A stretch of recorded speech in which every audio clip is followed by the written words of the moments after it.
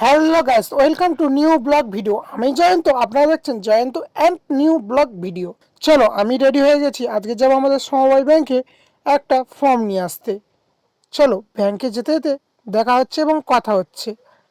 আমি ব্যাংকে যাবো বলে এখানে বলছিলাম কি কি দেবে না দেবে, কি ফর্ম হবে না হবে, বিল্ডিংয়ে কীভাবে উঠবো না উঠবো, সেই সব নিয়ে কথা বলছিলাম। কিন্তু পড়ছিল বড্ড বৃষ্টি, নিয়ে নিয়েছিলাম একটা কেসিবলের ছাতা। পড়ছিল খুব বৃষ্টি, নিয়ে নিচ্ছি একটা কেসিবলের ছাতা। তারপরে চলে এলাম আমাদের মোড়ের মাথায়।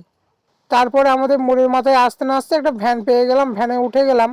ভ্যানে যেতে যেতে অনেকে বলছিল এবারে কোথায় যাচ্ছে, সব ভ্যান ভর্তি হয়ে, কিন্তু আমরা যাচ্ছিলাম সমবায় সমিতি। তো সেখানে গিয়ে ফর্ম না হয়ে গেল, ফর্ম না আসতে আসতে বাইরে এসে দাঁড়িয়ে আছি, কোনো গাড়ি পাচ্ছি না।